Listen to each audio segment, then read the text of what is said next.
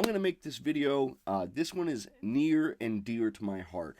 If you have not already subscribed to my channel, please subscribe, please like this video, and please share it, because those three things really help not only my channel but every channel out there on YouTube, and it will really help get this message out to the people. So let me talk about a couple of things that are going through the South Dakota legislature right now, but also about the medical marijuana program in the state of South Dakota and why we're at just a serious state of peril here in this program. So what's going on right now is there's a bill coming up in a few days, as you can see, Senate Bill 198, and they're going to make it a requirement for dispensaries to carry data on their purchases. So whereas the original bill is wrote, they don't have to track any kind of information on patients or patient purchases. And this is exactly how it should be. I personally, as a patient in this program, I don't want the government being able to go and find out how much cannabis I'm purchasing. It's none of their business, and I don't like it. This is just one of the bills that is going through right now. Yesterday, if you saw the Instagram post that I was putting up, Senate Bill 134 was put through, and they just revised the Medical Marijuana Oversight Committee. And they took off 2 patients, leaving it only 1 patient on the committee, and they added a freaking narcotics agent onto it. This program was passed 2.5 years ago by the South Dakota people. All right, and yet we still have legislators or senators, Duhamel, Freimuller, Hoffman, Staltzer, Jensen, Moore, Perry, Reach, all of them. They all are sponsoring this bill on top of Fred Deutsch, and they're trying to change the oversight committee that the people passed 2.5 years ago. Why is our government wasting the taxpayer dollars in time doing shit like this? We don't know. All right? And they're obviously trying to get in and to dismantle this program piece by piece and to take our liberties and freedoms piece by piece. This was just one of the other things that we used to have the ability to talk to our doctor about getting an extended plant count. And our beloved state, they went up and signed SB 24 last year. Of course, Kristi Noem signed it. And this was to take away that extended plant count, and they limited us to 2 flowering plants. And if you're somebody like myself, all right, and I've known plenty of patients in South Dakota who use either equal to me or more than me, you are not able to grow enough freaking cannabis on 2 plants to sustain you with 2 plants in veg. And we had senators and shit writing this and changing this law about patients, even though they've never once grown a marijuana plant. Even though they've never once gone to a horticulture college, they're not doctors, and some of them are involved with law enforcement. And what do we know about law enforcement? Our federal government still has marijuana illegal, and they give police departments all over the nation half of their funding to pursue marijuana. So no wonder they want to keep it illegal in this state. Because our police departments are getting funds, all sorts of funds, to keep going out there. And really, what are they doing? Why are we putting a narcotics investigator onto our medical patients instead of them going to investigate real narcotics like methamphetamines or heroin or crack or cocaine? Plenty of that shit's out here on the streets. We see the news reports on Coda TV talking about methamphetamine being the #1 drug problem and opiates close after. Why is our state so scared of this plant? In the governor's office on the wall, it says, "In South Dakota, under God, the people rule." We voted this in. And at one point in time in this state, it was required to grow cannabis under law. Nobody wants to talk about that. And it still grows wild out there in those fields, doesn't it? Yes, it does. And no matter how much stuff they want to spray out there, it doesn't stop growing.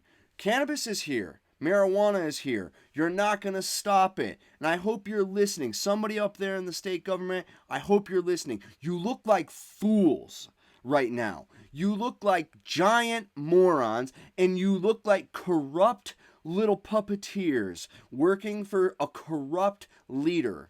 And I'll tell you what, it's about time that we stand up. Everybody watching this, if you're a South Dakota person, if you're a medical patient in South Dakota, do not go to work today.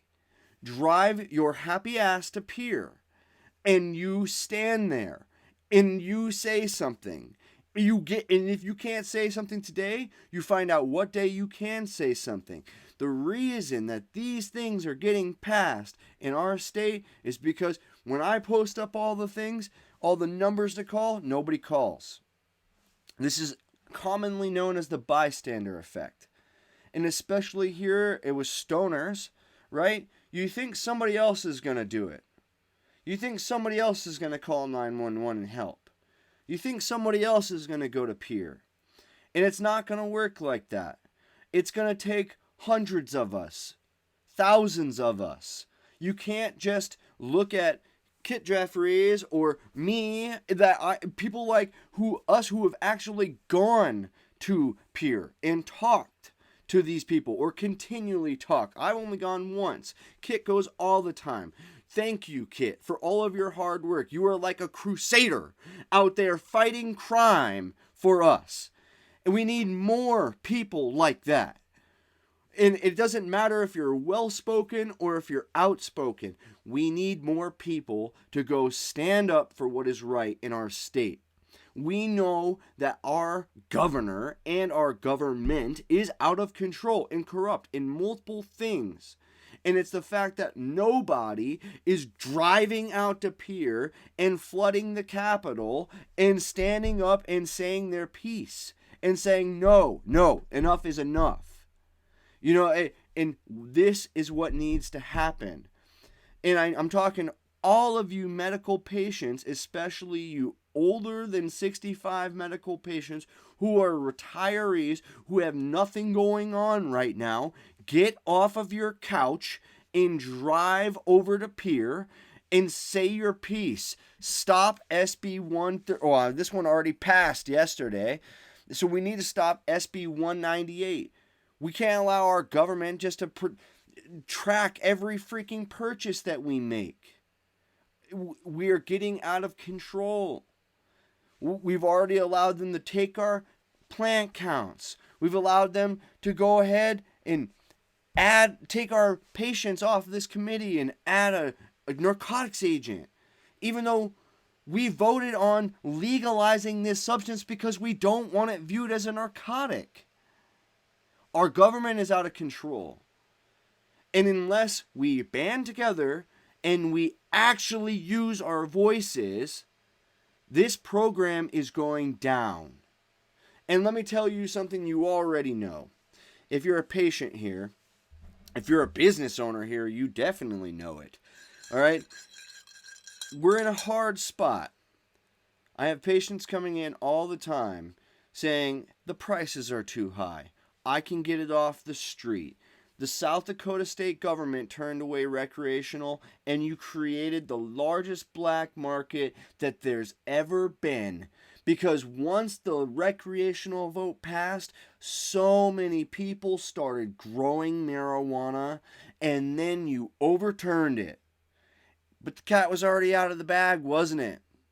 So now we have this huge underground market of marijuana, and they're undercutting the businesses. And then we had a very top level business get involved with some really corrupt stuff. And now the patients have lost faith in these dispensaries and the product on the shelves and the state testing lab. So now they want to go back out on the street. So now they're flooding the grow stores, and they're gonna grow their own stuff, and they don't trust the government, and they don't care about the laws. You created a monster. And that's the hard truth. Go out and speak your mind today. If you haven't called your senator, if you haven't called a legislator, call them.